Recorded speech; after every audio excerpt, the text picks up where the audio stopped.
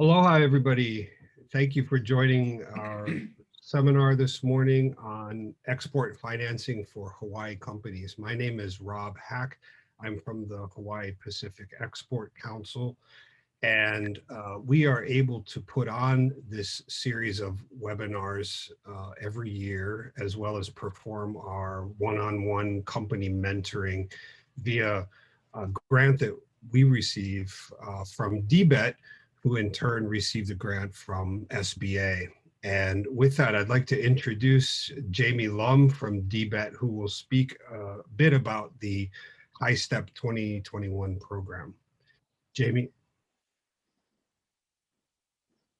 Thank you, Rob. Aloha and good morning, everyone, and thank you for joining us on this export financing webinar this morning. As Rob mentioned, DBET, the Department of Business, Economic Development and Tourism, we are the state's administrator for the State Trade Expansion Program grant, which is provided by the SBA. And so we have named our program the HiSTEP, or the Hawaii State Trade Expansion Program, which thank you, Rob, for putting up our website.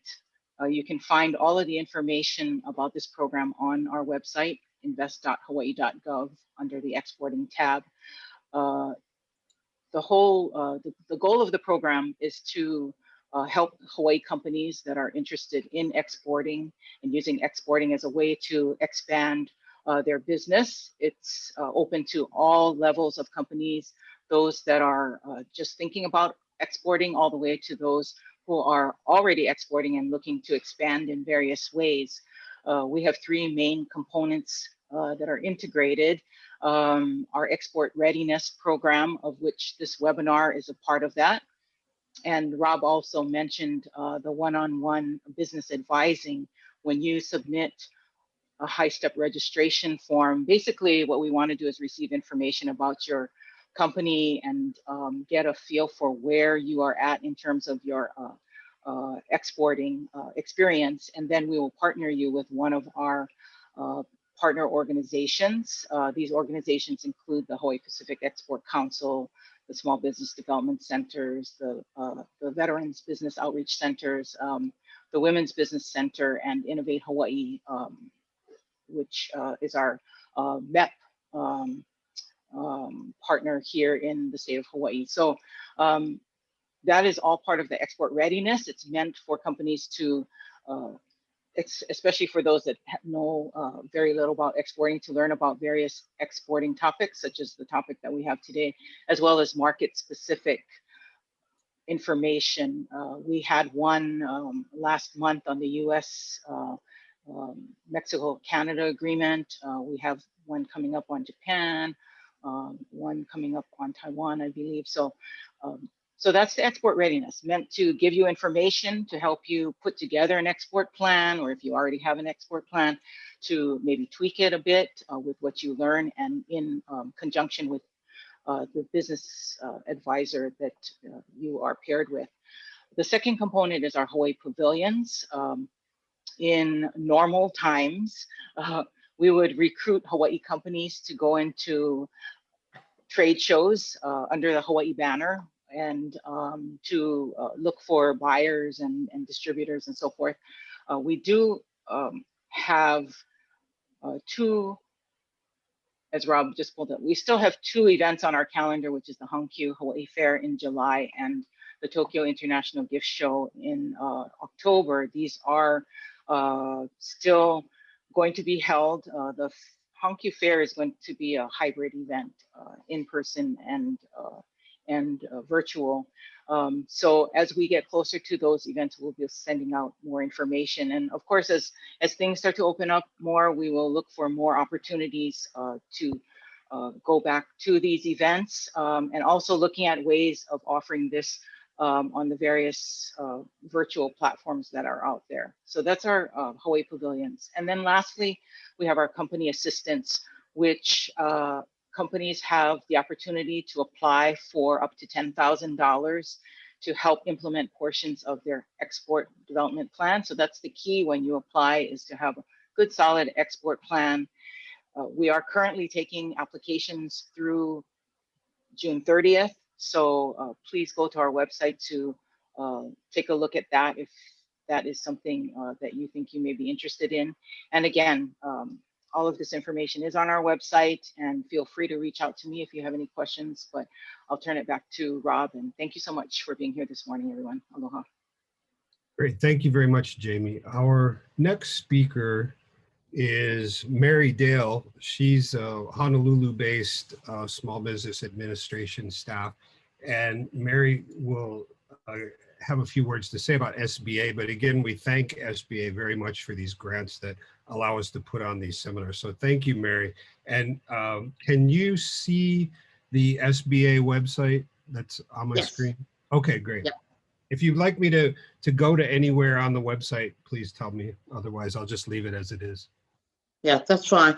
Thanks, Rob. I'm just going to take a couple minutes to thank everybody for being here this morning and, to participate in the export event we're sponsoring, because, I know a lot of you have known us for the last few months or over the last year, all that you thought all we did probably was PPP and EIDL.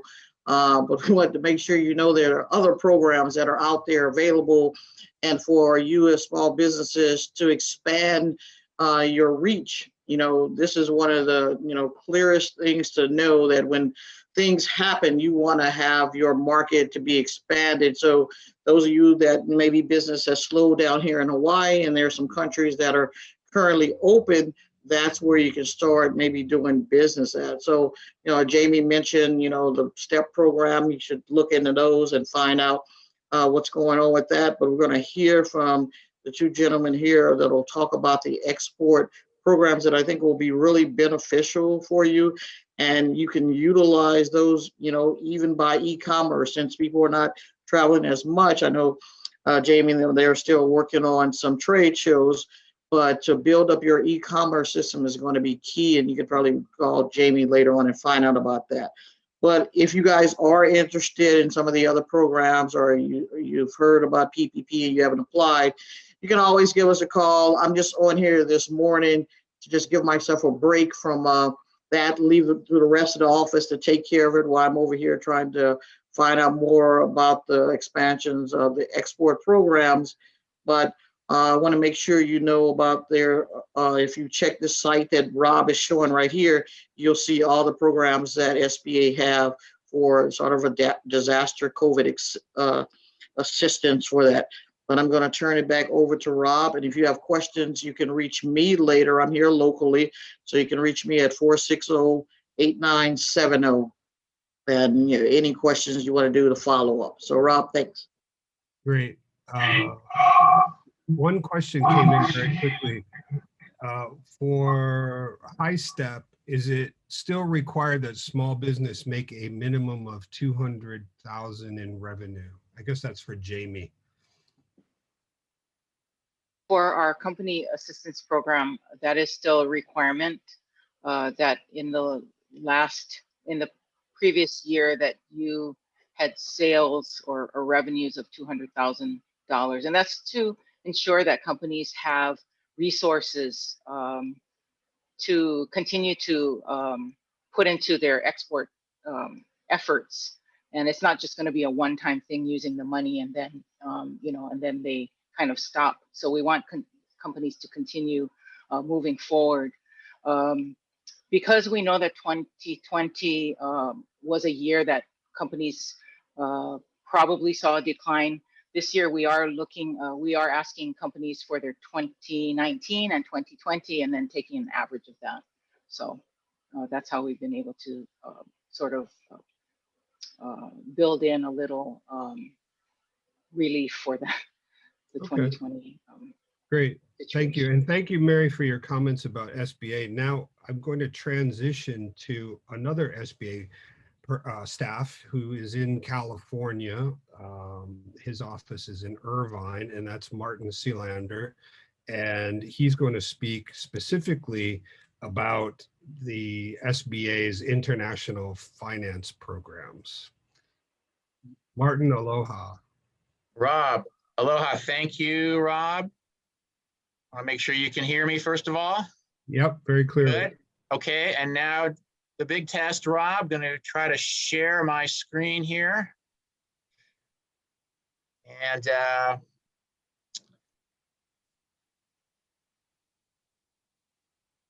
all right, if I did this right, Rob, hopefully you can all see my PowerPoint slide there. We can. Very good. Okay, terrific. On with the show. And Rob, please, thank you so much for including me, Rob, and Hawaii Pacific Export Council and the District Export Council.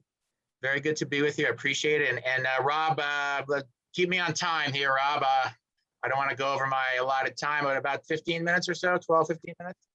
Sure, we have plenty of time, so please make sure. I know that our companies in Hawaii are very interested in this topic. So okay.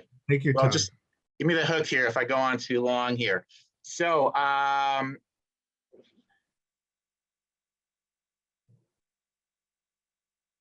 there we go. Okay, so good morning again. Hello, I am Martin Sealander. As Rob said, I'm from the U.S. Small Business Administration International Trade Office at our Export Assistance Center in Orange County, California. And there's the most important information I can give you my entire presentation. There's my contact info. So any future questions, I certainly welcome any calls or inquiries from any of our outstanding businesses there in Hawaii. And you just heard a moment ago from my longtime friend and colleague, Mary. So there is her contact info. I think Mary maybe gave her top secret cell phone number, but there I think is her office number. And so Mary is in our local district. We have an SBA district office in 69 or 70 large metropolitan areas around the country. We have a SBA trade specialist like myself. We're spread a little more thin in about 20 offices around the country. So Hawaii is part of the territory that I cover here from California in support of our Small Business Administration export financing assistance programs. So in my limited time here this morning, that's what I want to focus on and provide you all with some info. Okay. So last year, as you see, we approved nearly $600 million in export finance guarantees through SBA. SBA has multiple different business financing programs, depending specifically how much money you need and the specific requested use of the proceeds. But one simple key point that every program has in common that I always like to start with is that all of our business financing is coordinated through our loan guarantee authority, meaning that we work in partnership with local participating commercial banks. SBA provides our guarantee on the bank loan or the bank credit line made to your company. And so heaven forbid, if your company were to default on the loan in the future, SBA would step in, pay off the lender to the extent of our guarantee. So the lender is under less risk and more willing to extend the credit to you in the first place. So to really oversimplify, you are the customer of the bank is the customer of the SBA. So we do not compete with the banks for your business. And again, we don't write checks to anybody. We don't have direct government business loans, although my friend Mary made reference to some of our disaster programs where we do have direct government financing, but not through our business program. And so we have three tools in our toolbox, if you will, specifically and exclusively to support international trade efforts. So those are the three programs I want to jump into here: our working capital and our express and our international trade loan. And last comment, all these international programs, the key advantage to the lender, the SBA provides potentially up to 90% repayment guarantee to the lender in the event, heaven forbid, if you were to default on the loan. Some of our non-export programs offer significantly less guarantee percentage. So this is one of the ways where we're trying to provide some incentive to the lenders to be more receptive to these requests and to provide capital to assist exporters. So moving along, just hit some of the highlights here. Our flagship bread and butter program, our EWCP, Export Working Capital. This loan provides up to potential maximum $5 million. As I mentioned, 90% guarantee. never any minimum for any SBA loan, but different programs have different maximums. This facility can be structured either as an asset-based type structure or transaction-based purchase order type finance structure. We'll jump into that in just a moment. And we can support an exporter with one specific single identifiable export transaction, or if you're an active, experienced exporter with high volume, multiple sales, we could consider you for a revolving type facility. Eligibility. So our standard operating procedure is about as thick as a New York City phone book, but a couple of just quick highlight points.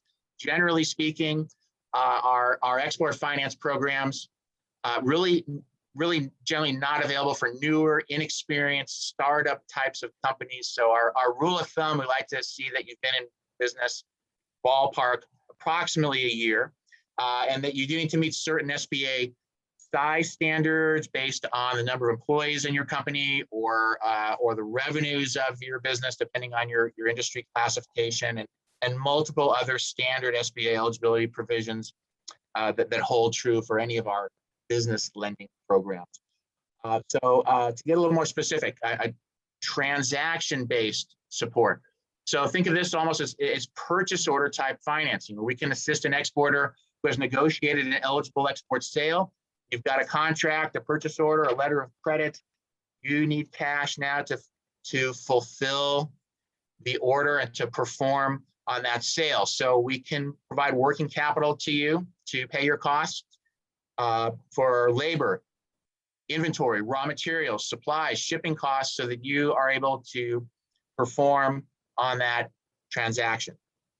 And in that case, if you can see my cursor waving here, Rob, emphasize this is a short-term, self-liquidating type facility. So we will work with you, as far as the term, work with you to give you enough lead time to perform and deliver and get paid.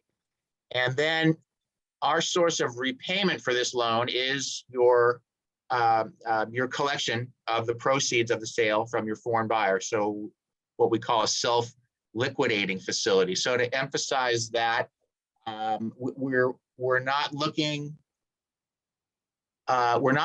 necessarily so closely at more traditional lending underwriting type guidelines. So we're not focused so much on your company's cash flow, profitability, net worth, collateral. Yes, of course, we do look at those elements, but what's really key here, the essence of this program is the transaction and your ability as an experienced qualified exporter to perform, and then subsequently the ability or the risk, or hopefully lack of risk of your foreign buyer's default on payment. My good friend Greg Moore can talk a little bit more about that. So if those two elements are reasonable, we're almost kind of just tunnel vision looking at that transaction. And if you can perform, we're comfortable, we'll get paid, there's a good chance we can help. Even if you might not necessarily meet more traditional commercial lending underwriting guidelines. Again, maybe you have minimal collateral available, or a weak net worth, or again, weak or sketchy cash flow. We have a lot of flexibility in the program. We can also structure the facility on, pardon me, I keep moving backwards, Rob, here we go. An asset-based type export working capital facility. So not to get too deep in the weeds here, but a case where we can support an exporter. You have a pool of eligible international trade assets. You have accounts receivable on your books. You have export inventory or export work in process or export finished goods in your warehouse ready for shipment. We can assign collateral borrowing base to those assets and then establish a credit line facility collateralized by those assets, whereby you can take a draw on that credit line facility to support your operations. Indirect exports. All three of these programs, the working capital and the two programs I'm about to get into, we are eligibly able to assist indirect exporters. That is, companies that are in the supply chain, but not necessarily the exporter of record. So again, you are somewhere in the supply chain, you are selling your good or your service to another American company. You're selling your nuts and bolts to another American company. They are taking the nuts and bolts and making a widget. They export the widget. So you're not exporting anything. You're in the supply chain. As long as we can clarify and document that, you are eligible for support under the Working Capital Program and our other two programs. So a couple of other comments regarding eligibility. So I mentioned a moment ago about our rule of thumb. We like to see the company's been in operation approximately a year, so that we can be comfortable and your lender can be comfortable that you can perform and you can deliver. So that we're comfortable you have qualified, experienced, educated management. You know what you're doing, and that might be you may be in business selling domestically, and now you're putting your toe in the water internationally, or maybe you've got your first export sale. We certainly can take a look at that. And if all else fails, you can give my friend Mary Dale a call. We have multiple other programs at SBA to support and encourage new business startups and entrepreneurs. So there are more than one way to skin this cat, Rob. Service companies, trading companies certainly are eligible.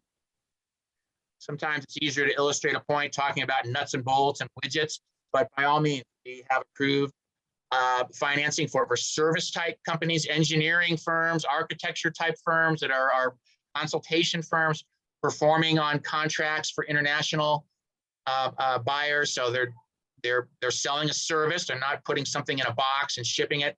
Trading companies, certainly several credit lines. Trading companies export of say parts, aircraft parts, food, commodities, scrap metal, scrap paper. Trading companies are not manufacturing anything. They don't have a warehouse full of inventory, so that's certainly eligible as well.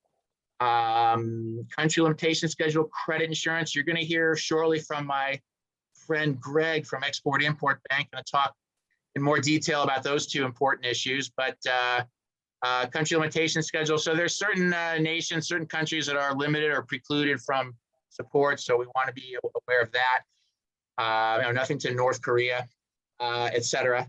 And then as far as application process, your first step really to work with your participating lender, submit your loan proposal request through the lender. We're certainly delighted to assist with that process, but we can't do anything here at SBA until a bank has submitted an application to us on your behalf. So we can work to maybe introduce you to some participating local lenders. But as I said, we don't make any direct government business loans. So that's really one of the first key steps, to find a lender interested and willing to work with you. And certainly a lot more to it. That's just kind of the nuts and bolts, but I know my time's limited, and so I'm going to quickly move on here. Our second of our three programs are Express Loan. So the Express Loan, a couple of different twists, Rob, to the Express Loan. This program focuses on what we consider smaller loans. As I mentioned, there's never any minimum amount for any SBA loans. Different programs have different maximums. This program maximum limited only to $500,000. And so the point of this is we recognize that there certainly is a need, there certainly is a demand for smaller loan requests, but regretfully, maybe not really so much enthusiasm or interest among the banks to provide the financing. They've got to fill out the same forms and do pretty much the same credit analysis for a $10,000 loan versus a $100,000 loan versus $1 million loan. So we introduced our Express program to streamline the operation, make it a little more user-friendly for the banks, provide some incentive to them to be more receptive. So what are some of these incentives? So we've pretty much eliminated any SBA application forms. For the Express program, we let the banks use their own internal commercial lending documentation. Whatever's good enough for them is good enough for us. Also, there's no SBA underwriting or credit analysis required. I like to say we give the bank pretty much a rubber stamp to commit an SBA guarantee. We trust them to understand and follow our rules, regulations, and guidelines. So good enough for them. It's good enough for us. They will, the procedure is the lender will just sign on. We have a secure online portal to our national center in Sacramento. They will input some data, hit send, and pretty much instantaneously, same day at worst, SBA will assign a loan number to that request, and you're ready to close and disperse the funds. So the key essence of the Express program is related to the use of proceeds, and that is a very broad brushstroke. And we just need to ascertain that somehow that money is being used to support your international trade related endeavors. And so that might include specific export transaction type financing, but is not limited to that. So it's a very wide net that we cast. And here you see some potential examples. We could provide financing support, a loan or a revolving credit line facility, assist with your marketing or promotion efforts, participation in a trade show, translation of your company website or literature or brochures. This might be an excellent enhancement to the STEP grant program, limited in Hawaii. I think I heard from Jamie to only $10,000. Every state is a little different. Here in California, they slice the pie even thinner, only $5,000 maximum. So a credit line facility through our Express program could be used to, as I say, to enhance those efforts. The money also could be used for acquisition of fixed assets, hypothetically, eligibly. Again, $500,000 is our maximum. So I'm not sure what that'll buy, Rob, in Hawaii, but a real estate loan for a company looking to build a warehouse, do heavy leasehold improvements, buy heavy machinery or equipment, trucks, computers, forklifts that you'll be using in the day-to-day operation of your export business. So we can provide longer term fixed asset finance under Express. So Martin, I'm yes, sorry. ma'am. I just want to quickly interrupt you because I know on the previous slide, you talked about the 24-hour turnaround and some of those other things. I just want to emphasize for that.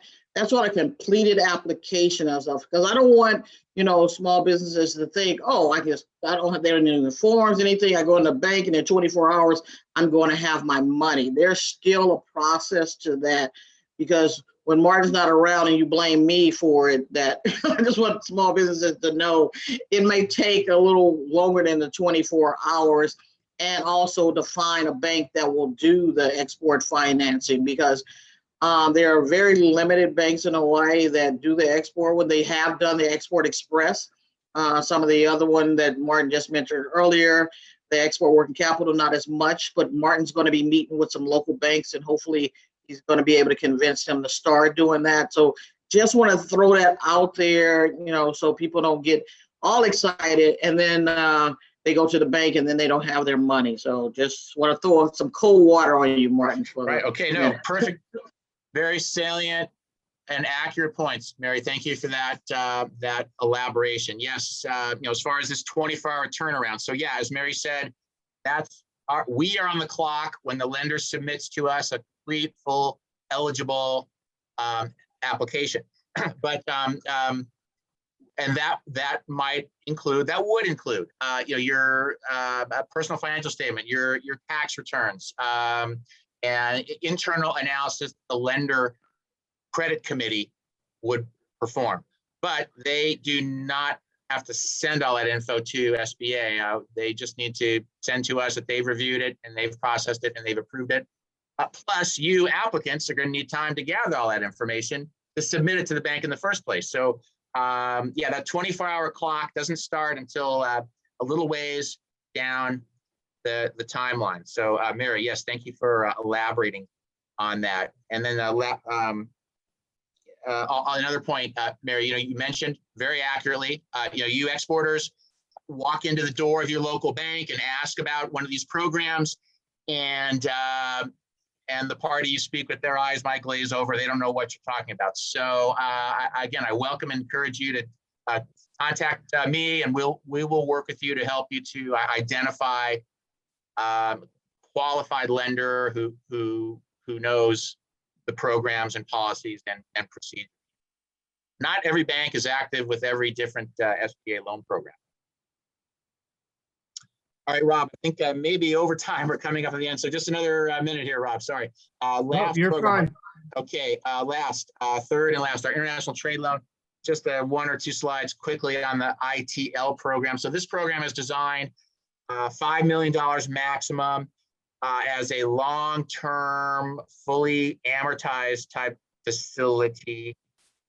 So specifically to assist an exporter with long-term financing for acquisition of business assets that will assist the exporter to boost their international efforts. So where the Express program limited only to $500,000, again, up to 5 million here. So most common example we see in international trade loan, most common for a real estate type transaction. I referenced earlier, say a company wants to build a factory, buy a warehouse, purchase real estate. We can provide up to 25 years full amortization on eligible real estate lending under our ITL program, expansion of your facilities, leasehold improvements, again, acquisition of heavy machinery or equipment, debt refinance under certain eligible conditions. So this is designed more as I said several times, a fully amortized long-term facility like your home mortgage or your car loan payment. This is not a revolving type facility.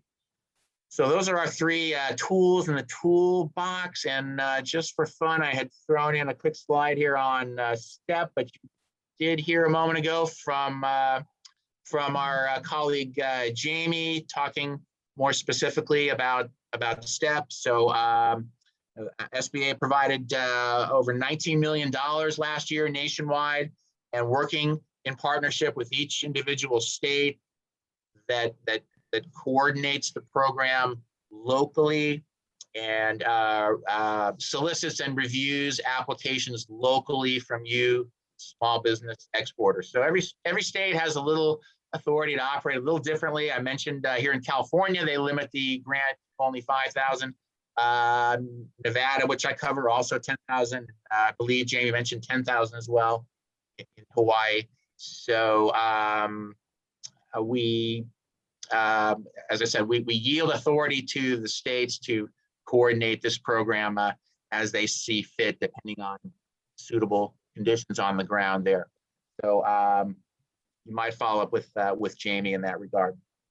And so I think, Rob, that is my last slide. Once again, there's my most important information. Welcome any calls or emails. And sorry I went a little over time there, Rob, but I appreciate the opportunity. No problem. Thank you so much for that. I didn't even cover everything. Just to be clear, Mary is the first line of defense for somebody who would like to learn about SBA in Hawaii, what you have to offer? For more of our domestic, Mary wears many hats. I can't keep up with them all, but the most important one to me is she's the local district international trade officer. Every office has one. Okay. Among the other hats that she wears. So yeah, either the attendees welcome to contact Mary or myself. We are partners. We work together. We don't get paid on commission, Rob. Okay. So contact either one of us, and we'll get you set straight. Okay, great. One quick question came in that's specific to you. Are personal guarantees required if the company is structured as a corporation? Good question. I mentioned that New York City phone book of eligibility issues. The answer is any SBA business loan, whether you're an exporter or not, and regardless of your legal structure, partnership, corporation, LLC, S Corp, any owner of 20% or more of the company or business is required to sign a personal guarantee. But I might elaborate 30 seconds. For our working capital program, 9 times out of 10, 99 times out of 100, that is an unsecured guarantee. So we're not looking to slap a second lien on your house for our working capital program. In that case, generally the export related transaction, the contract proceeds, the raw materials, work process, that is enough for us to satisfactorily collateralize the loan. So we do require the guarantee, but again, no personal outside assets. Great. Okay, thank you. And if anybody has questions, please type them in and we'll get to them at the end of today's webinar. So next up is Greg Moore. He's the Western Regional Director for the Export-Import Bank of the United States. We often just use EXIM when we're talking about it. Greg, I will go through your slides. You just tell me when to advance. And I hope that you can take maybe 60 seconds and just tell everybody what is the EXIM Bank, because we hear about it in the news very often, but I think a lot of people don't really understand what it is at its very basic core. Please. Okay, sure. And Rob, thank you. And Mary, thank you very much for inviting me as well to join Martin in your presentation. And to answer that, Rob, maybe you'd be so kind as to go to the next slide. Rob is controlling the slides for me today. I didn't have enough self-confidence to do it myself. I'll admit to that. So the EXIM Bank is we call ourselves an independent federal government agency. And the reason we say independent is that in most years, we do not rely on the US taxpayer to fund our operations. We generally fund our own operations through the insurance premiums and the loan guarantee fees that we generate. The bank was established by FDR back in the 30s. It's also, like the SBA, headquartered in DC. We have 5 regional offices, and I think that's on the next slide. Rob, if you could bring that up. I think there's a map, or yeah, there. So our Western Regional headquarters is in Orange County. We don't have an office in Hawaii, unfortunately. But on the West Coast, we have offices in Seattle, San Francisco, San Diego, and in Orange County, which is where I am located. If you could kindly go to the next slide. So we're very transaction oriented, but to get back as to, what the heck is the Export-Import Bank of the US? Yeah, we have the word bank in our name, but I don't really think of us so much as a bank as I do as an insurance carrier. We provide generally one form of trade insurance policy or another in order to enable overseas buyers of US goods and equipment to purchase more US goods and equipment on a more regular basis. In other words, the insurance is meant to aid in the financing of the overseas buyer. We work the whole spectrum of a self-liquidating transaction, which is to say, let's say you're a wholesaler of equipment and you're reselling that equipment to Asia, you're buying it from the mainland, you're taking possession of it in Hawaii, or at least you're taking title to the goods and you're reselling them to Asia. Well, first you need working capital to obtain the equipment, and similar to the SBA, we provide working capital guarantees, so I won't get into that much detail because Martin just did a great job covering working capital guarantees and how they interact with bank lenders and so forth. I might just mention, Martin, that, and Mary, and I don't want to get myself in trouble here because I don't know if the SBA has preferred lenders for its export guarantee programs in Hawaii. I know the EXIM Bank does not have so-called delegated authority lenders in the state of Hawaii. So when people from Hawaii make working capital inquiries of us, we generally refer them to some of the California banks that we think might be a good fit for them. So I'm just throwing it out there because we're going to this year re-engage with Hawaiian bankers to try and solicit them to come into our guarantee program as a delegated authority lender, but we haven't had success with that as of yet. So I'm Yeah, we used to have one, Greg, but we don't have any at the time. okay, yeah, and I've been talking to our lender account managers around the country, and they are going to be going out to Hawaii when circumstances are right or appropriate to meet with bankers and go over with them again what's required to get involved in our guarantee program. Although you guys do a great job of that, so the SBA does a great job of that, and that's your focus, and I think you're more flexible with exporters than we are anyway, as far as the working capital goes. But to move on, the insurance can also then, when you turn, raw materials into inventory, and then inventory into receivables and receivables into cash, EXIM Bank can support the entire spectrum of that transaction. Next slide, please.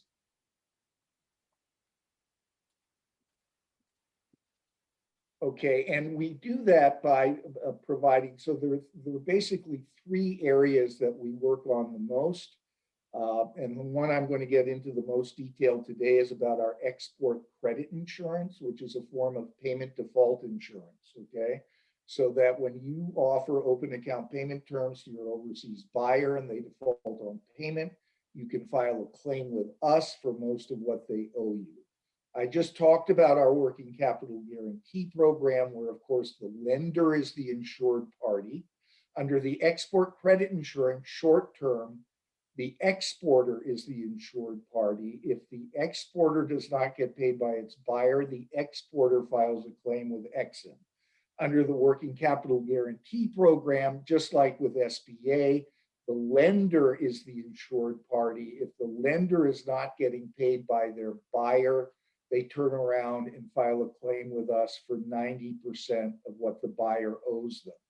And then for medium-term buyer financing, which I'm not going to get into in a lot of detail today, just because I don't know, but someone correct me if I'm wrong. If you have any manufacturers or wholesalers of American-made heavy capital equipment, that's the only time the medium-term buyer financing would come into play.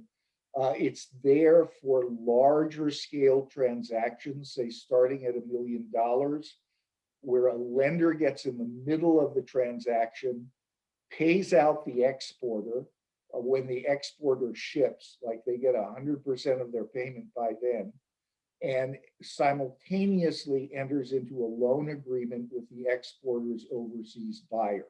For medium-term financing, the amortization on that loan is typically 5 years. If you could go to the next slide, please. We have some eligibility requirements for the short-term insurance and for the working capital. And I don't think SBA has this requirement, but we have a US content requirement. So to insure your open account sale, say to your Asian buyer, against payment default, at least 50% of the overall cost content of what you're shipping has to be US content. And my favorite example of that is, let's say that you are manufacturing t-shirts in Vietnam for resale to your distributor in Germany, okay? And so you would say, well, okay, well, that's not EXIM eligible because those are clearly Vietnam manufactured t-shirts. But hang on, if you're in a small business, you can take indirect expenses into account as well when assessing your US content. So where are you storing the t-shirts? Are you screen printing anything onto the shirt? If so, where was the logo designed? Where are you packaging and labeling the t-shirts? Okay. Any intellectual property involved that's US, you can take into consideration. So if all of those indirect costs in aggregate exceed the direct manufacturing costs of labor and materials that you've incurred in Vietnam, then your entire invoice is eligible either for our working capital guarantee or for our export credit insurance. Okay, next slide, please. Next slide, please. Boy, I'm putting Rob to work here. So anyway, you'll see here, I like this chart. I'm going to focus on it a bit. And I know we have some very sophisticated exporters on this call. So please indulge me for just a moment, because there may be some people on the call who are relatively new to exporting. So if you could just be patient with me. So you'll see in this slide that there's an inverse relationship in the risk between the seller and the buyer when selling overseas, or when selling anywhere else for that matter. As the seller, the lowest risk for you is to get cash in advance payment terms from your buyer, right? But under that scenario, the buyer is incurring a lot of risk because they're paying you before you deliver your product or service to them. And then the opposite end of the spectrum is an open account sale, where the seller is incurring all of the risk, or the exporter is incurring all of the risk. You're providing your service, or you're shipping the product that you're selling on open account, and your buyer's taking possession or taking title to your goods before they pay you. So you're incurring all of the risk. And in the middle, both the buyer and the seller are deflecting some of the risk through letters of credit, documentary letters of credit payable either against a usance or a site draft. And a letter of credit makes the transaction a bank-to-bank transaction, whereby the buyer has its bank issue a letter of credit in favor of you, the seller, and that letter of credit may get confirmed by your local bank in Hawaii, in which case your payment risk is with your bank in Hawaii, not with your buyer and not with your buyer's bank. That's typically what happens. Now, one thing about letters of credit is they can be quite expensive, and they're generally not very economical for transactions less than, say, $20,000. So sometimes buyers and sellers don't go with a letter of credit instrument, which is, I should mention, it's a guarantee on the part of the issuing bank to make payment to the buyer or to the seller rather, or the seller's bank, once the buyer's bank has received certain collection documents, including the title documents, evidencing that the shipment has taken place in accordance with the terms and conditions of the letter of credit. If that sounds extremely confusing, I'd advise you to go to your nearest international bank there in Hawaii and get clarification. I may not have time to clarify all of that, but if you want to forego the cost of the letter of credit, which, as I say, can be expensive, you can go basically the same structure, cash against documents, whereby your bank is sending the collection documents to the buyer's bank, acting as an intermediary. When the buyer's bank receives the documents, they call the buyer and say, hey, we have the title documents and the shipping documents here. Come get them. You'll get title to the goods, but be sure you pay us simultaneously. It's like a simultaneous exchange of documents for payment. If you can see my hands on the screen, okay? And so when the buyer's bank gets payment from your buyer, they remit that payment to you. That's cash against documents. Now, there are disadvantages in all of those scenarios to your buyer. And that is, they all have something in common, which is whether it's cash in advance, letters of credit, or cash against documents, they always more or less have to put their money up front before they receive the goods or title to the goods, because the receipt of documents generally precedes actual receipt of the goods that are being shipped. And so they have to pay more or less up front. If you want to accommodate your buyer unilaterally and encourage them to buy more from you, especially if they're a recurring buyer, like a distributor or a retailer, all right? Best way to do that is to extend them some payment flexibility and thereby align their payments from their customers to the payment they have to make to you, the exporter, okay? And a lot of things you have to take into consideration, though, before you make a decision to extend open account terms to your buyer. Who are they? What kind of payment terms do you want to extend them? 30 days, 60 days, 90 days? Do you want to get a down payment and then extend terms for the balance?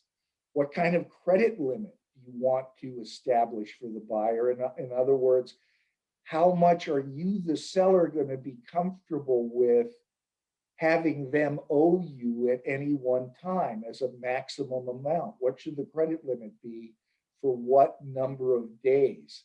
And so you should try and make that determination based on certain documents you would assess for the buyer's credit, your buyer's creditworthiness.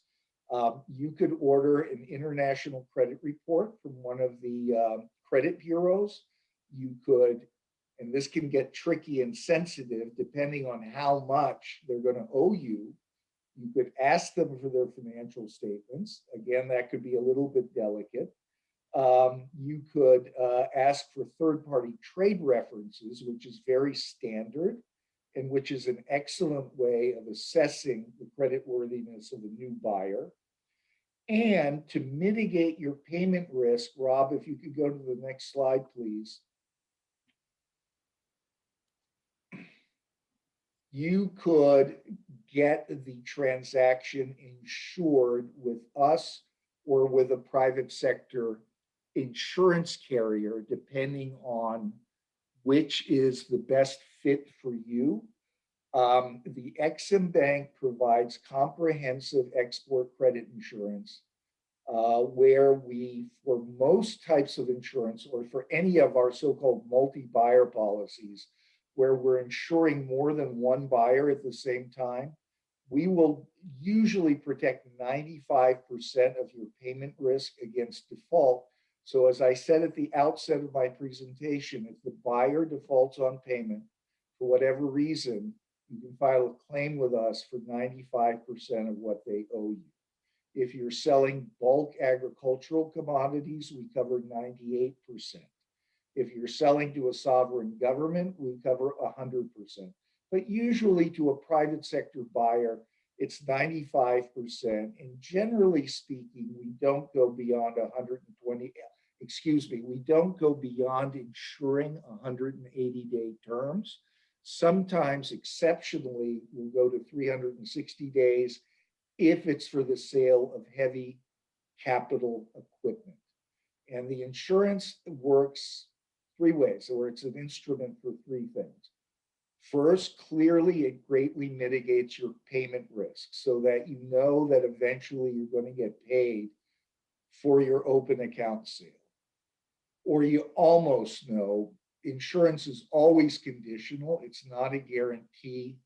If I don't remember to get back to that point, someone please remind me before I go away here.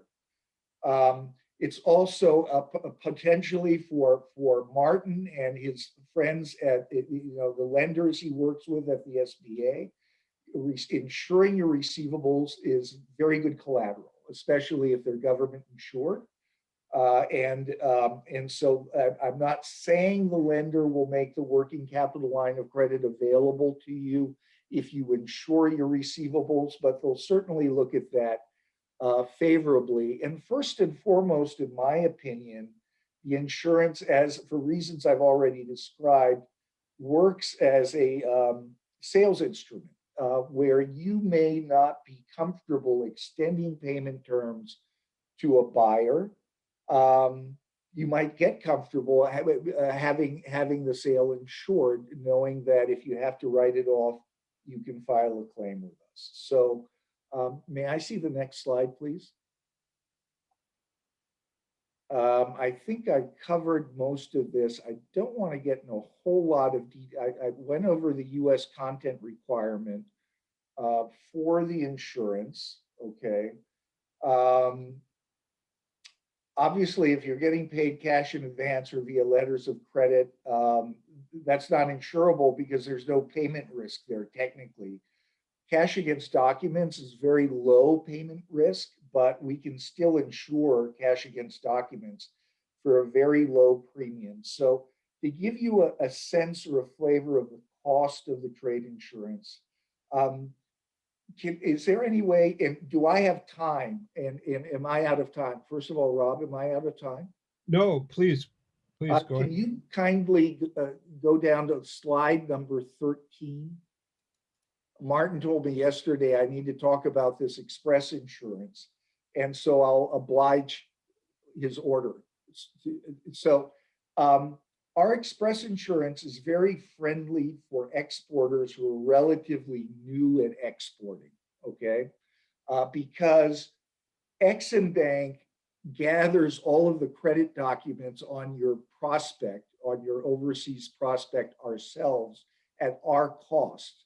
So we order the credit report, and we order the Dun and Bradstreet report and that sort of thing, all right, at our cost, not at your cost. All of our other policies, you gather those things for us at your expense, all right?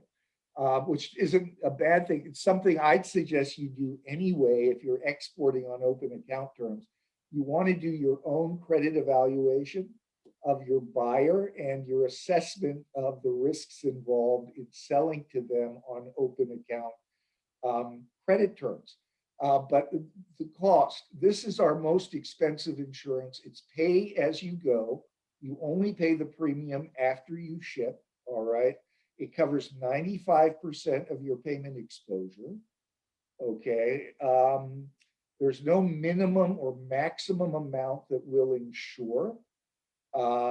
It costs you $65 to insure a $10,000 invoice, and that's because the premium rate on the express policy, and again, it's our most expensive policy, multi-buyer policy, is 65 basis points, otherwise known as 2/3 of 1% of your payment risk, or 65 cents to every $100 you ship. So on a $10,000 invoice, you take the 10,000 multiplied by 0.0065 equals $65. So always take the dollar amount of your risk and multiply it by 0.0065, excuse me, to get the cost of insuring the transaction and thereby transferring 95% of the risk over to us. Do I have time to talk about some of the elements of risk that this protects you against? We talked about non-payment. Absolutely. But before we do that, I'd like Yeah. to drill down on this point for a second, because I think many of our Hawaii companies could use this service that you've just talked about. In fact, I've used it many times in my own daily life. So what would it take for us, just a very small Hawaii company, very not much exporting business heretofore? How do they register with EXIM and sort of get into your system so that they can then utilize this insurance? Okay, so their application forms, the first thing they do is talk to me because I handle Hawaii for the EXIM Bank. So they would call me and we would talk about which of our 4 export credit insurance policies probably best fits them. I'd ask a variety of questions. How many foreign buyers do you want to insure? How long have you been exporting to them? Have you been exporting at all? If so, have you been exporting on open account payment terms at all? Things like that to kind of qualify them and direct them to the right policy, right? And then for each of our policies, there's an application form, which is in EXIM.Gov, or I'd be happy to send them the form. And then we would have, I or one of our EXIM licensed brokers could help them fill out the application over the phone or via email exchanges. Some of the applications require more information than others. For the express policy I just mentioned to you, it's like a 1.5-page application. It does request the financial highlights of the exporter, And for our other policies, with the exception of our so-called single buyer policy, it asks for the full financial statement of the exporter. In other words, the balance sheet and income statement of the exporter, not audited, doesn't have to be touched by a CPA, and it can be for just the most recent fiscal year. But we do like to see that, and there's a reason for that. And the reason is that the insurance covers any commercial, regulatory, or political risk factor that would cause the buyer to be unable to pay the exporter. All right. That's another way of saying it does not cover product dispute. Remember, I said insurance is conditional. Like any insurance policy, it's conditional. It's not a guarantee. So what do I mean by that? Let's say that the exporter files a claim with us because they've been waiting forever to get paid and they haven't gotten paid. They're ready to write it off as a bad debt. So they file the claim with the EXIM Bank for 95% of what they're owed. The first thing our claims adjusters are going to do then is call the buyer and say, hey, what happened? If the buyer says, I have a copy of the purchase order here and the commercial invoice here, and it says that I ordered oranges and they sent me apples, and I don't want to pay for apples, I ordered oranges. We don't want to get in the middle of that as the insurer to the exporter. We want to get in the middle when the buyer is unable to pay themselves, assuming that the exporter has met the terms and conditions of its sales agreement with the buyer or what's on the purchase order, right? So, so those risk factors, they can be very obvious, like bankruptcy, but less obvious, like say there's a new, I had a wholesaler of grain in Los Angeles. They bought the grain in Nebraska and resold it to their buyers in China. One time they shipped the grain over to China, and at customs in China, it was held up. It wasn't allowed in. And that was because, true story, everything I'm telling you is true, hopefully. Suddenly, customs in China erected a quota against a certain strain of grain that this grain happened to have, and they wouldn't let it in. Therefore, the buyer could not take possession. Therefore, they couldn't pay. Excuse me. We cover that, all right? If the buyer just disappears and you, the exporter, can't reach them, we cover that. What's another example? Years ago, we sold one of our customers in California sold $2 million worth of irrigation equipment to their buyer in Mexico. And after the shipment, now this was probably back in like the 1980s or something, the Mexican peso plummeted in value against the US dollar. And the buyer could no longer make payment on the dollar-denominated invoice they had received from the seller, right? We cover all of that. Or say the buyer's bank suddenly withholds its credit line from the buyer. Or let's say the buyer has a concentration of receivables, or its customer base is very concentrated, right? And suddenly one or two of their customers stop paying them and they can't pay. We cover that, but we don't cover product dispute. Okay. Thank you. That's Great. Can I ask a question though? You mentioned pesos, but you guys don't do currency devaluation. So if the peso drops, you don't cover that, right? We do cover that. If it's a commercial risk factor that, political risk factor is incidentally the lack of transferability of the currency. So say the central bank of like Ethiopia, which it typically does, holds up conversion of Ethiopian currency into dollars, and they won't remit dollars.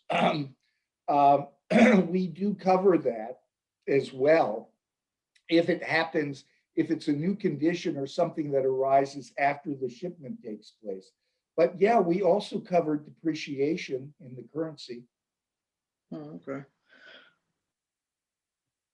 Okay. let's proceed. Thank you. And I think I pretty much wrapped it up with that point. Okay, I think, well, I had a question, Sure. if I can, Rob.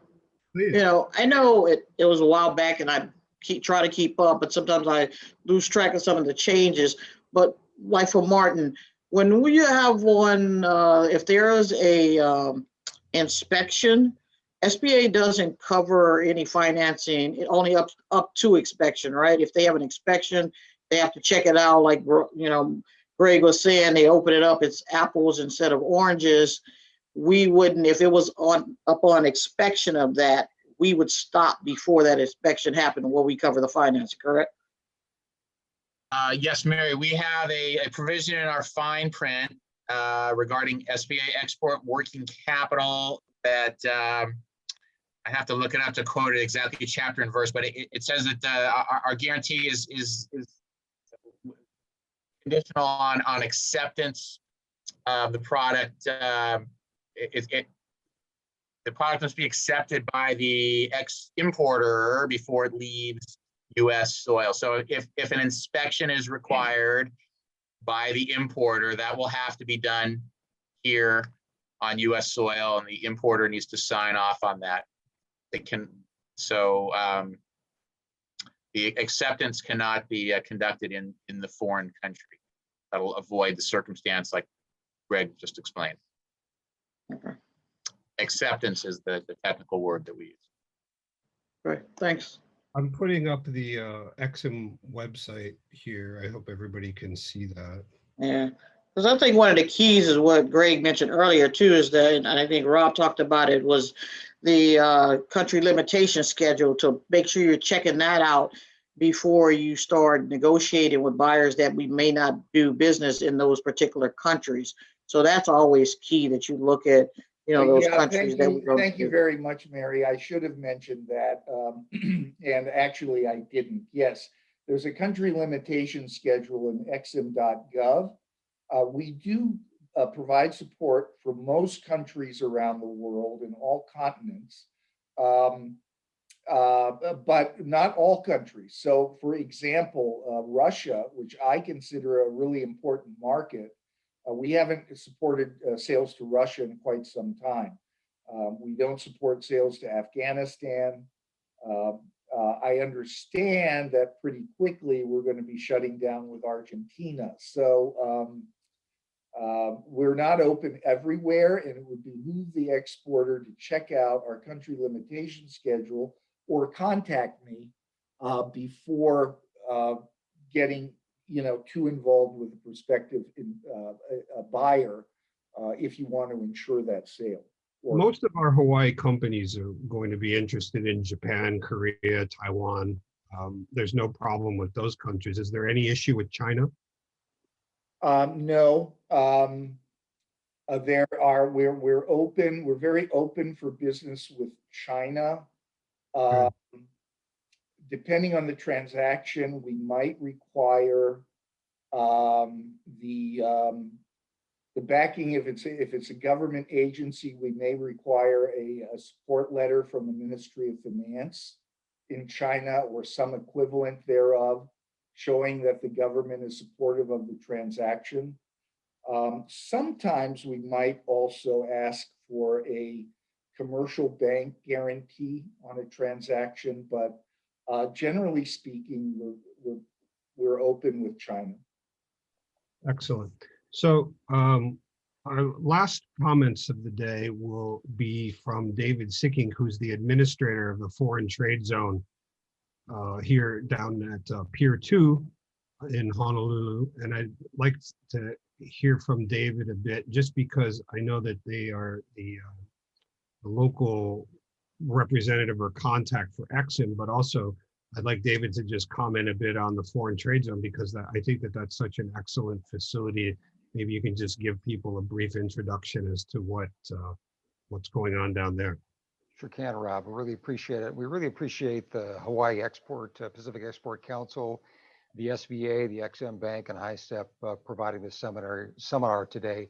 A lot of great information, a lot of really good stuff to try to remember.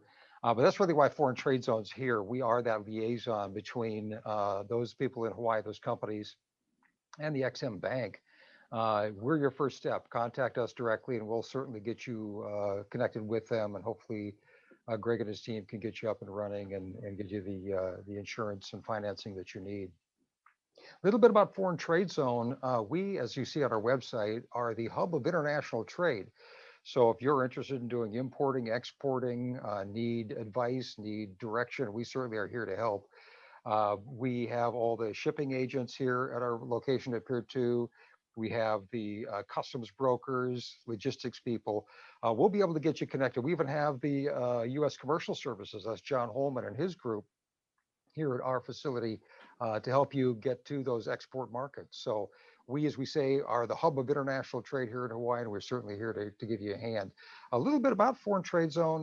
We wear two hats. One, we are the grantee for the Foreign Trade Zone in Hawaii, and we're also an operator. What a Foreign Trade Zone is an area that's on U.S. soil that's considered outside U.S. customs territory when it comes to duties and taxes. So that means you can import goods into your foreign trade zone. You can use them in manufacturing or just in storage, and then decide what you want to do with the product after that. Once you decide to bring them into U.S.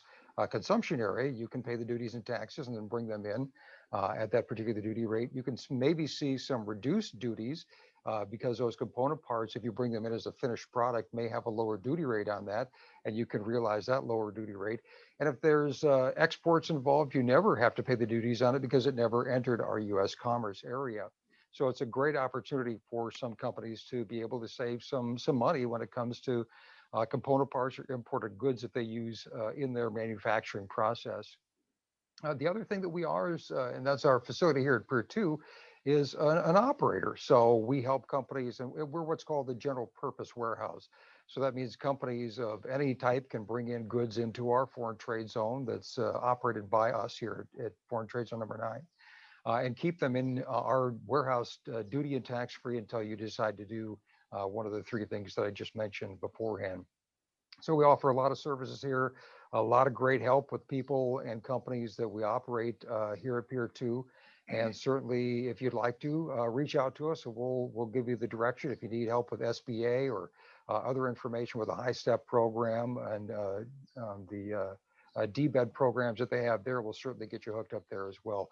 But again, we're focused more on international trade, and we'll see what we can do just by reaching out to us. You can see our website there, FTZ, Frank Tango Zephyr, the number 9.org. Reach out to us, and we'll certainly give you a hand. Great. Thank you very much, David. That was excellent. While I have the web browser open, I'm just going to do a couple quick plugs. This is my organization for which I'm on the board of. This is the Hawaii Pacific Export Council. Our website is hawaiiexportsupport.com. The webinar that you're watching now in normal times would be a live seminar, also at the Foreign Trade Zone down at Pier 2. And we record these seminars and webinars and put them on our YouTube archive here.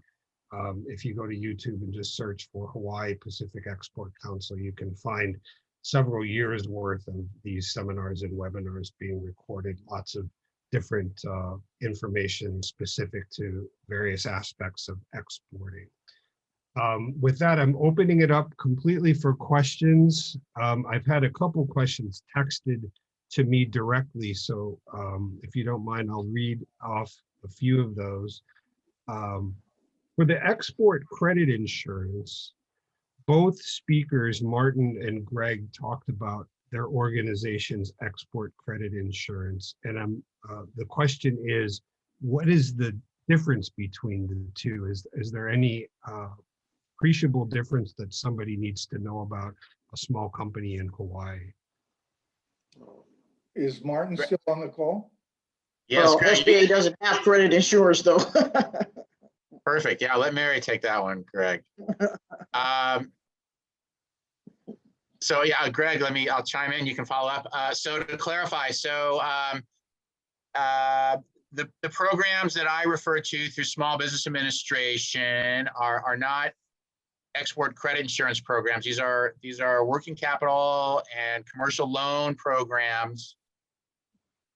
The program that Greg was referring to is insurance products. So these are complementary products. They're not competing.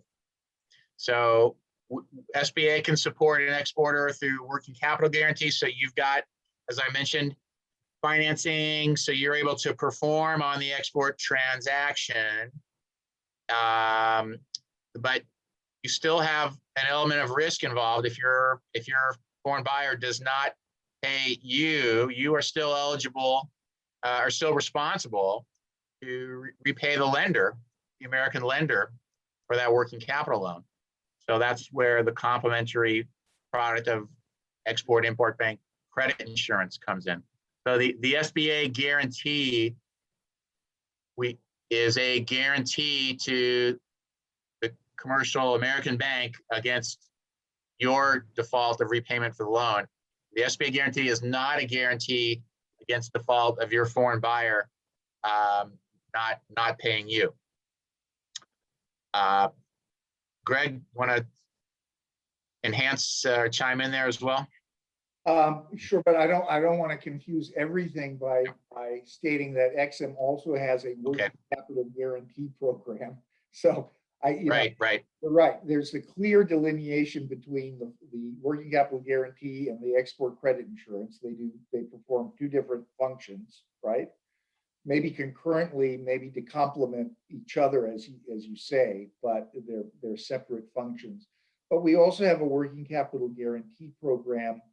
And I'll describe what I consider to be one of the differences between the SBA and the EXIM as far as that goes. Our working capital guarantee program works, I think, a lot, Martin, like your export working capital guarantee program, your more traditional program where it's very asset-based lending, rigid. It's based on collateral, advance rates against inventory and receivables of 75% and 90% respectively. And with EXIM Bank, we require, I think, 2 field audits in the course of the year to inspect the inventory and take a look at the borrower's books. And they have to submit to us every month a borrowing base certificate. I don't know if you guys have that, but I'm under the impression you don't have that requirement. Banks typically like to go with you guys for the government guarantee for, I think, loan lines of credit for under, say, $500,000 or maybe even under $1 million. Because of those fixed administrative expenses they have to incur with us. I think it's more economical for them to work with you, and I think you're more flexible. So I'll throw that out there as a contrast. But the other thing is you guys are capped at $5 million and we're not.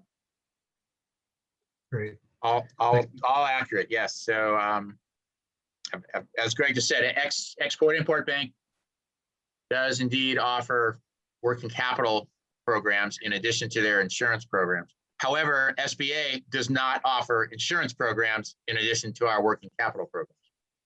Got it. Thank you. One other quick question. Well, maybe not a quick question. I believe this is for Mary, but it could also, maybe Martin can chime in. If a Hawaii company wants an export-related SBA loan for roughly $25,000 to $50,000, what exactly do they do starting today? What's the process? So it all depends on what they want the loan for. Exactly. So my advice would be to sit down with one of our small business development specialists at the SBDC on Kauai. Robbie Melton is our director there. So they might want to give her a call. If they're on the Big Island, I think Dennis Boyd is on today. If they're on the Kona side, they can give Dennis a call, or on the Hilo side, either Bernard or Judy or Mark over there. So I would say contact one of our small business development centers, sit down with them, find out kind of what you need the funding for. Once you figure that all out, And if you have to put together some sort of maybe a brief overview, not maybe a full-blown business plan, because if you've been in business over 2 years, you might just need to kind of talk about the transaction itself or what you're going to use, the use of proceeds. Put something like that together before you go to the lender. And then once, like Martin said, you find that lender, then they can figure out which program is better suited, and they will get in touch with the USIAC folks. Great. And Maui, is that Wayne Wong? Yes. I'm And sorry, I missed out on Wayne too. So, and on Oahu, there's Joseph Burns. So let me not. Look, great. And so if people didn't catch I think all Greg had a question. He was waving his hand. Well, I'll let Rob complete his comment. Thank Oh, you. I do. go ahead, Greg. I'm going to bring up the SBDC website. Well, at the risk, this is like a real life inquiry I'm right now receiving from an exporter, a wholesaler of agricultural commodities. They're located here in Southern California. And I talked to the guy yesterday, and he has a buyer in the Middle East, and his bank is the Abu Dhabi Islamist Bank. That's not important, but what's important is that he claims that the Abu Dhabi Islamist Bank has issued a standby letter of credit in his favor. Martin, this is kind of directed at you or Mary, but look, if you guys don't have the answer to this, I'm not sure of the answer myself, so I'm not trying to stuff you. Don't get me wrong. You may not have the answer. I'm not sure of the answer, okay, but I'm raising it. The exporter claims that the standby letter of credit issued by the buyer's bank, remember, it's not a standard documentary collections LC, right? It's a standby letter of credit, which serves as a guarantee. The exporter is telling me that this standby letter of credit is unconditional. It's conditional upon nothing. It's a guarantee to them to make payment whenever they call it, right? And I'm disagreeing with it. I'm saying, hey, you got to show that you ship the product before anybody is going to honor the standby. And they're going to require some document evidencing that the product has been shipped before you can call the guarantee. Am I right, or is he right, or does anybody on this panel have an idea for that, about that? I would agree, Greg. There should be some more specific terms and conditions, as you alluded to, Greg. I agree with you. There should be some more specific terms and conditions to clarify and verify what is the product, what's being shipped. Yeah. Well, agricultural commodities. Right, understood. But there needs to be, as you said, but is that documented in black and white in that letter of credit explaining how much? There has to be a copy of the International Bill of Lading, wouldn't you think? That I would, at a minimum, sure, among other things, yeah. And is there a receiving U.S. bank for that that's going to verify that that's legit? No, not as no. I wouldn't touch it. We get all kinds of inquiries. Okay, just letting you know that. Not to ramble here. From Boeing, Mary. Not to ramble, get off topic here, Rob, and maybe this is a topic for another conversation, but or maybe you already covered it. I know this is one of 10 webinars, Rob, but Greg, you're alluding to this letter of credit from this Islamic Bank of Abu Dhabi. Greg, so that the letters of credit are instruments between banks, right? So this exporter didn't just open his or her email one day or his United States mail one day and saw this letter of credit from the Islamic Bank of Abu Dhabi. That was it can be made out to the seller directly. It doesn't have to be made out to the benefit of the bank. It doesn't. It can be the seller can be the direct beneficiary. I know that much, but I still think he's got to show that he shipped, and of course he needs financing to pay his suppliers. He's a wholesaler, right? He's not a grower. And so he's got to pay somebody first before he can ship the goods. But that's the point of the letter of credit, is to say what you're going to do and what they're going to compare it to say he met the parameters of the letter of credits in order to pay them. If there are no parameters, what is the purpose of that? Right. I agree with you. Sounds a little dubious here. Yeah, that's what I said. I wouldn't touch it. Okay, But thank you for that. Just circling back to our brief conversation a few minutes ago about SBDC. If some of our attendees are not familiar with them, I strongly suggest you get to know them. And as Mary had highlighted, there's contacts on almost every island in Hawaii. So please have a look here and contact them if you're looking to start a conversation with SBA about getting a loan. With that, we have no further questions. So unless there's any other comments from our panel, I'd like to wrap it up and greatly thank our two speakers from California joining us today, Martin Sealander from SBA, Greg Moore from EXIM, of course, Mary Dale from our local SBA office, David Sicking from Foreign Trade Zone. And thank you too to Jamie Lum, of course, for helping us put on these seminars. We greatly appreciate that. Look for this video to be uploaded in about a week to our YouTube channel, and DBET will also have it on our archive. So again, thanks to everybody. Mahalo, much aloha, and see you soon. Mahalo.